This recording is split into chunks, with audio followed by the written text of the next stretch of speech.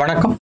நேற்றுக்கும் இன்றைக்கும் ஒன்றும் பெரிய வித்தியாசம் இல்லை. மார்க்கெட் அப்படியே இருக்குது. -144 பாயிண்ட்ஸ், அது மட்டும்தான் வித்தியாசம். மற்றபடி டேட்டாஸ் எல்லாமே எடுத்துக்கிட்டு, நான் இன்டர்நேஷ்னல் டேட்டா ஆகட்டும், இந்தியன் டேட்டாஸ் ஆகட்டும், ஜியோ பொலிட்டிக்கல் சினாரியோ ஆகட்டும், விஷயங்கள் எல்லாமே எடுத்துங்களா ஆல்மோஸ்ட் ஸ்டேட்டஸ் கோர். நேற்று என்ன பார்த்தோமோ அதே லெவல் தான். இன்றைக்கி மார்க்கெட் ஏன் 144 பாயிண்ட் கீழே விழுந்துச்சு? ஃபியூச்சர்ஸ் ரொம்ப simple, short covering. Short covering எங்கே வந்துச்சு? புட் சைடில். நேற்றே நான் சில டேட்டாஸ்லாம் நான் கொடுத்துருந்தேன். 10 crore கால் ஆப்ஷன் இருந்துச்சு. Somewhere close about 6.5 crores put option இருந்துச்சு. ஸோ அண்ட் ஓவராலாக 3.5 to 3.8 crores எக்ஸ்ட்ரா கால் இருந்துச்சு, கோடி. ஸோ டெஃபினட்டாக மேலே போகிறதுக்கான வாய்ப்புகள் கிடையாதுன்னு நம்ம சொல்லியிருந்தோம். அண்ட் இன்னைக்கு மார்க்கெட் கொஞ்சமாக சரியாக இருந்துச்சு. இந்த ட்ரம்ப் சமாச்சாரம் ஒன்று இருக்குது தெரியுமா? ட்ரம்ப் 500% நான் டாரிஃப்ஸ் போட போகிறேன்றது ஒரு பில் பாஸ் பண்ணிட்டு இருக்கார் தலைவர். பிரிக்ஸுக்கு அகெயின்ஸ்டாக. பிரிக்ஸை பேசிக்காக இவங்க எல்லாருமே சேர்ந்து நாங்கள் ஒரு தனி கரன்சி ஆரம்பிக்க போகிறோம், செட்டில்மெண்ட்டை டாலர்ஸில் பண்ண போகிறது இல்லைன்ற மாதிரி ரஷ்யா சப்போர்ட்டில் ஒன்று பண்ணிகிட்டு இருக்காங்க. சைனாவும் இதுக்கு பண்ணிகிட்டு இருக்காங்க. இந்தியா இதில் அந்தளவுக்கு ஈடுபாடு காட்டலை ஒன்று. ஆனாலும் இது மாதிரி ஒரு மேட்டர் நடந்துட்டு இருக்குன்ற அந்த சப்ஜெக்டை ஓப்பன் பண்ணது நம்ம ஃபைனான்ஸ் டிபார்ட்மெண்ட்லேருந்து தான், இந்தியன் ஃபைனான்ஸ் டிபார்ட்மெண்ட்லேருந்து தான் இதை பற்றி பேசினாங்க. பிரிக்ஸில் இது மாதிரி ஒரு விஷயம் பேசிச்சுன்னு. இப்போ கேட்டுக்கு நம்ம தலைவர் பிரேசிலில் இருக்கிறாரு. பிரேசில் நாங்களும் யூஎஸ்க்கு அகெயின்ஸ்டாக சாங்ஷன்ஸ் போடுவோம்ன்ற மாதிரி ஒன்று சொல்லியிருக்கிறாரு. ஸோ இதெல்லாம் அப்படி ஒரு குட்டையை குழப்பி ஒரு கிளாரிட்டி இல்லாத இருக்குது. இந்தியாவுக்கும் யூஎஸ்க்கும் இந்த ட்ரேட் டீல்ஸ் நம்ம ஃபைனலைஸ் பண்ண போகிறோம், ஆல்மோஸ்ட் முடிஞ்சிருச்சுன்றது ஒரு குட் நியூஸ். இன்னொன்று பிரிக்ஸ் நாடுக்கு அகெயின்ஸ்டாக இருக்கிற அத்தனை கண்ட்ரீஸ் மேலேயும் நான் 10% டேக்ஸ் போடுறேன் ஒன்று. ரெண்டாவது, இந்த கரன்சி இதில் யாரெல்லாம் யூஎஸ் டாலரை கம்மிப்படுத்துகிறாங்களோ அவனுக்கு அகெயின்ஸ்டாகவும் நான் டாரிஃப் போட போகிறேன். ஸோ ஒரு குழப்பமான நிலைமையிலே இருக்குது. ஸோ என்ன நடக்க போகுதுன்னு தெரியாது. அது வரட்டுன்ற மாதிரி ஒரு சைடு போயிட்டுருக்கு. But India very hard core negotiations ஓடிட்டுருக்கிறதாக ஒரு பேச்சு. Indian government Indian team in particular, Piyush Goyal Gujarati, சிரிச்சுக்கிட்டே மனுஷன் திட்டுறது கூட அவங்களாம் நம்ம கோயம்புத்தூர்காரங்க மாதிரி திட்டுறது கூட அன்பாக மரியாதையோடு திட்டுவாங்க. அது மாதிரி இவங்க குஜராத்திஸ்லாம் யாரும் திட்டவே மாட்டாங்க. திட்டுறதுல கூட உங்களுக்கு சக்கரை, ஊர்காலே கூட சக்கரை போட்டு சாப்பிட்ற ஆளுங்க. ஸோ அது மாதிரி ஆளுங்க எப்படி இருப்பாங்க? ஹார்ட் கோர் நெகோஷியேஷன்ஸ் போயிட்டுருக்கு. அண்ட் கவர்மெண்ட் ஆஃப் இந்தியா ரொம்ப கிளியராக இருக்குது. இந்த டைமு நீ சொல்கிறதெல்லாம் கேட்கணுன்றது கிடையாது. நெகோஷியேஷன்னா நெகோஷியேஷன், அந்த லெவலில் உட்காந்துட்ருக்காங்க. So we are not bothered on the time ஃபேக்டர்ன்றது கவர்மெண்ட் ஆஃப் இந்தியா கிளியர் கட்டாக சொல்லியிருக்கு.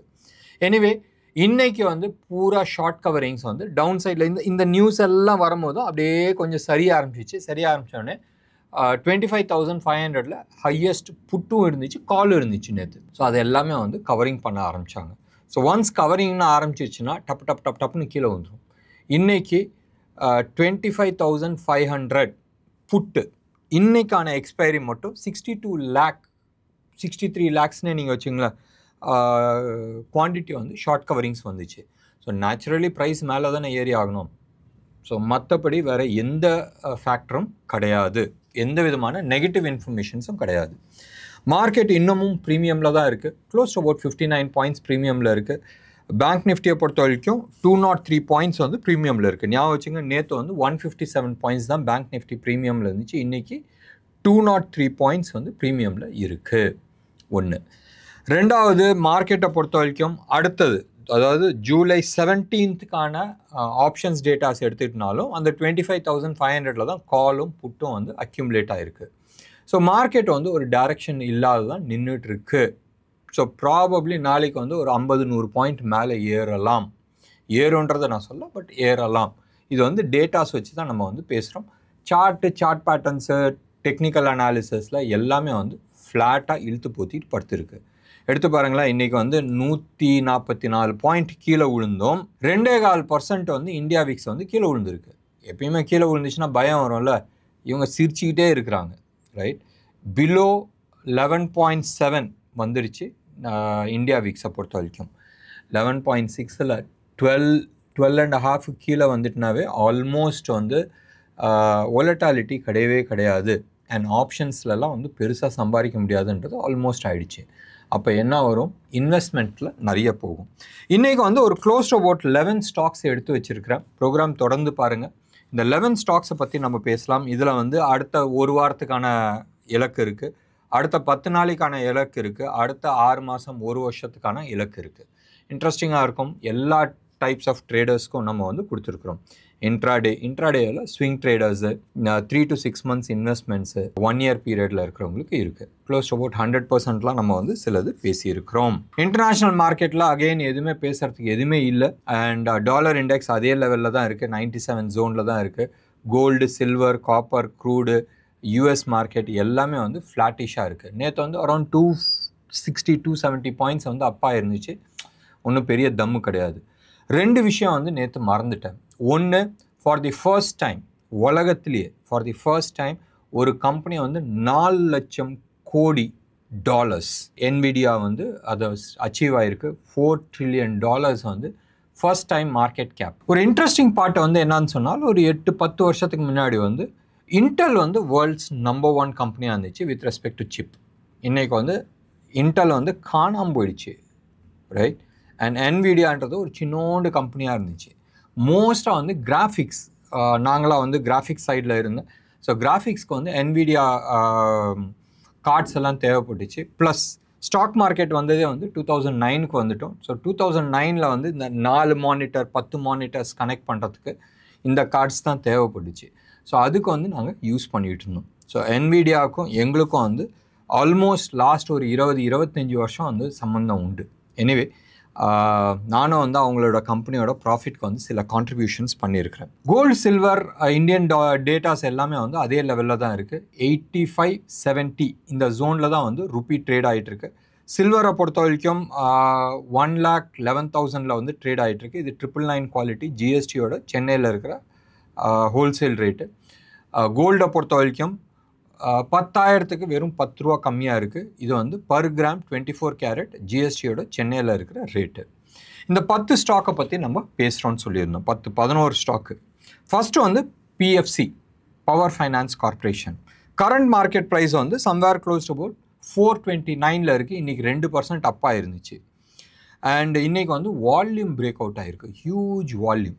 இது வந்து அப்சைடு வந்து அடுத்த ஒரு 3 மாதத்தில், ரைட், நல்ல மேலே போகிறதுக்கான வாய்ப்புகள் இருக்குது. சம்வேர் க்ளோஸ் டு அபவுட் 3.5 மாதம், ரைட்.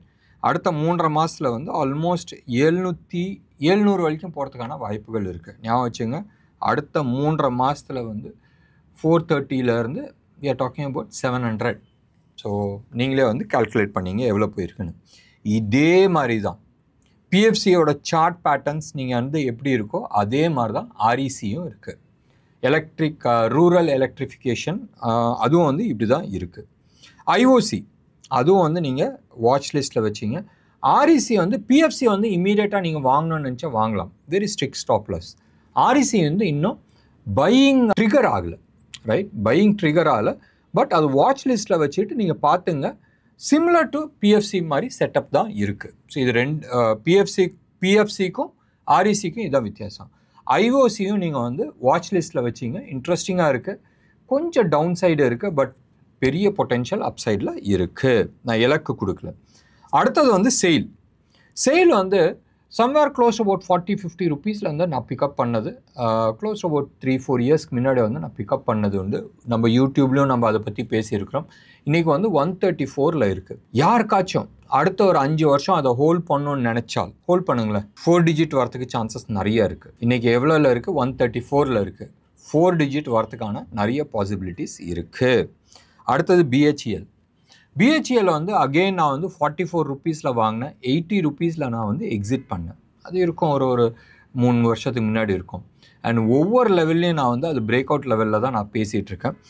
எப்படி செயில் வந்து ஒரு பர்ஃபெக்ட் சார்ட் பேட்டர்ன்ஸ் இருக்கோ அதே மாதிரி பிஹெச்இஎல்லும் நல்லா இருக்குது. பிஇஎல் எப்படி மேலே பிச்சுக்கிட்டு போச்சோ அதே மாதிரி அடுத்த லெவலில் வந்து பிஹெச்இஎல் பிச்சுட்டு போகிறதுக்கான நிறைய பாசிபிலிட்டிஸ் இருக்குது. செயிலும் பிஹெச்இஎல்லும் வீக்லி அண்ட் மந்த்லி சார்ட் நீங்கள் எடுத்து பாருங்கள், உங்களுக்கு வந்து ஒரு கிளாரிட்டிஸ் கிடைக்கிறதுக்கு வாய்ப்புகள் உண்டு. இதுக்கான இலக்கு நான் சொல்ல. பிஇஎல் நம்ம பற்றி பேசியிருந்தோம். பிஇஎல் வந்து இன்றைக்கி 420 இருக்குது. நம்ம வந்து சம்வேர் க்ளோஸ் அபவுட் 330 340 வந்து பை சொல்லியிருந்தோம். அதுக்கான இலக்கை வந்து க்ளோஸ் அபவுட் 380 381 நம்ம வந்து கொடுத்துருந்தோம். அண்ட் 381க்கு மேலே போச்சு அண்ட் 420 வரைக்கும் போச்சு. ஒரு வாரத்துக்கு முன்னாடி வந்து 420 வரைக்கும் போச்சு. நிறைய பேர் கேட்டுட்டு இருந்தாங்க பிஇஎல் பற்றி நீங்கள் சொல்லுங்கன்றது. ஸோ பிஇஎல் வந்து சம்வேர் க்ளோஸ் அபவுட் 418 415 அந்த ஜோனில் வந்து எக்ஸிட் பண்ண சொல்லியிருந்தேன். ஏன்னு சொன்னால் மேலே வேவ் 3 முடிச்சுட்டு வேவ் 4க்கு வந்து கரெக்ஷன்ஸ் வருது. கரெக்ஷன்ஸ் வந்து 2 விதமான கரெக்ஷன்ஸ் நடக்கும். ஒன்று வந்து ப்ரைஸ் கரெக்ஷன் நடக்கும், டைம் கரெக்ஷன்ஸ் நடக்கும். ஒரு சில டைமில் வந்து ரெண்டுமே நடக்கும், டைம் அண்ட் ப்ரைஸ் நடக்கும். இதில் வந்து டைமும் கரெக்ஷன் ஆகிறதுக்கு சான்சஸ் இருக்குது, ப்ரைஸும் வந்து கரெக்ஷன் ஆகிறதுக்கான சான்சஸ் இருக்குது. ஸோ இன்றைக்கி வந்து கொஞ்சம் நெகட்டிவாக வந்துருந்துச்சு. சம்வேர் க்ளோஸ் அபவுட் 413 பக்கமாக இருந்துச்சு. அண்ட் இது வந்து 380 வரைக்கும் வரதுக்கான வாய்ப்புகள் இருக்குது. எது வந்து ரெசிஸ்டன்ஸாக இருந்தால் அது வந்து இப்போ சப்போர்ட்டாக மாறதுக்கான சான்சஸ் இருக்குது. ஸோ ஞாபகம் வச்சுங்க, க்ளோஸ் அபவுட் 5% வந்து கீழே 5% ஆமாம் 5% கீழே வரதுக்கான நிறைய வாய்ப்புகள் இருக்குது. ஸோ நீங்கள் வந்து முடிவு எடுத்துங்க. மேலே மீண்டும் போகிறதுக்கு நிறைய வாய்ப்பு இருக்குது, இல்லைன்னு நான் சொல்ல. But as of now downside தான் வந்து இருக்குது. இந்த 5-6% நீங்கள் வந்து ப்ராஃபிட் புக் பண்ணணும்னு நினச்சால் புக் பண்ணிக்கிறது புத்திசாலித்தனமாக இருக்கும். அடுத்தது வந்து ரியாலிட்டி செக்டர்ஸ்.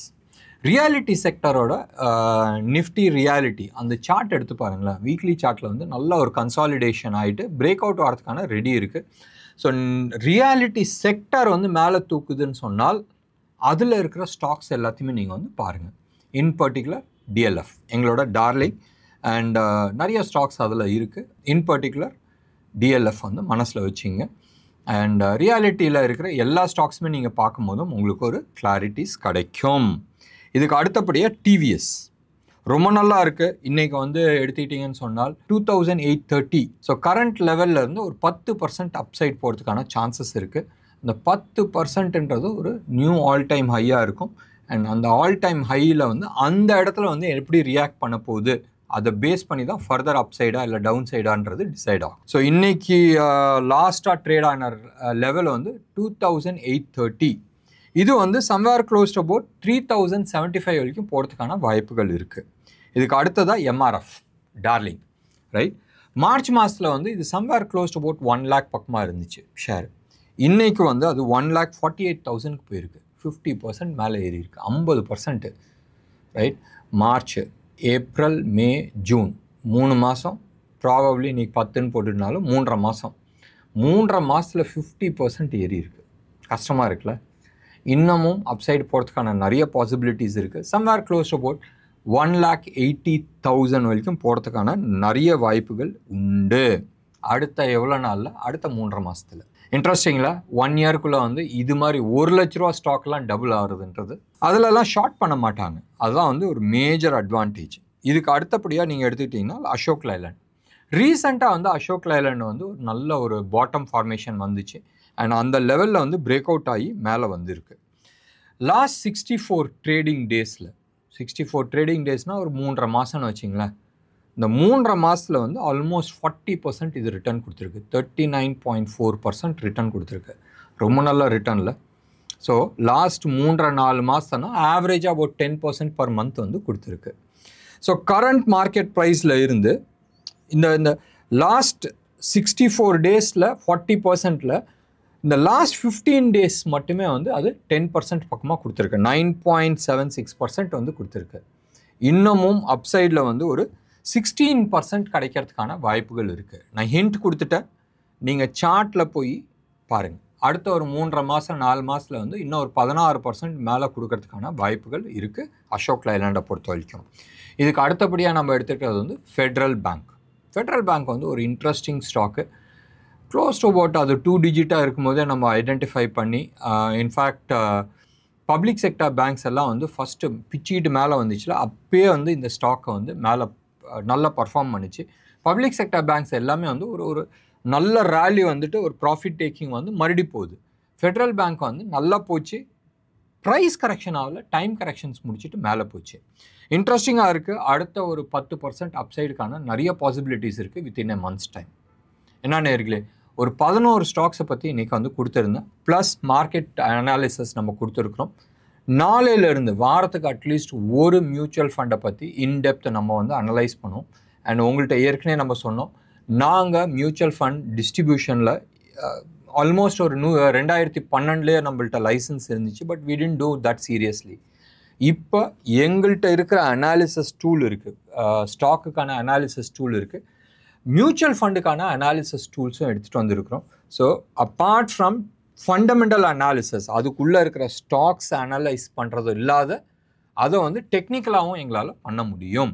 ஸோ ஏதாச்சும் ஒரு கரெக்ஷன் வருதுன்னு சொன்னால் எவ்வளோ தூரம் கரெக்ஷன் வரதுக்கான வாய்ப்புகள் இருக்குது, எக்ஸிட் பண்ணிவிட்டு மறுபடியும் ரீஎன்டர் பண்ணுறது வந்து புத்திசாலித்தனமாக. ஏன்னா எக்ஸிட் பண்ணால் 2 விஷயம் இருக்குது. ஒன்று எக்ஸிட் லோடுன்றது 0.5% 1%ன்னு ஒன்று இருக்குது. ரெண்டாவது வந்து அந்த என்ன சம்பாரிச்சோமோ அதுக்கான டேக்ஸ் கட்டி ஆகணும். அது ரியலி வேர்த்தான்றது நம்ம முடிவு பண்ணுறதுக்கு ஒரு தருணம் இருக்குது. நம்ம அது மாதிரி டிசிஷன்ஸ் அதுக்கான கிரவுண்ட் ஒர்க் போயிட்டுருக்கு. ப்ராபப்ளி மிக விரைவில் அதை பற்றி நாங்கள் வருவோம். இதுக்கு நடுப்புற உங்களுக்கு ஏதாச்சும் ஒரு மியூச்சுவல் ஃபண்டில் எஸ்ஐபி ஆரம்பிக்கணும், இல்லை கரண்ட்டாக வந்து உங்களோட போர்ட்ஃபோலியோ ரிவ்யூ பண்ணணும்னு சொன்னால் அனுப்பி வைங்க, நாங்கள் வந்து ரிவ்யூ பண்ணி கொடுக்கறதுக்கு ரெடியாக இருக்கிறோம். என்ன நேயர்களே, இன்னைக்கு ப்ரோக்ராம் உங்களுக்கு பிடிச்சிருந்துச்சுன்னா லைக் பண்ணுங்கள், ஷேர் பண்ணுங்கள். டெஃபினட்டாக உங்களோட கமெண்ட்டை நான் எதிர்பார்க்குறேன். நன்றி, வணக்கம்.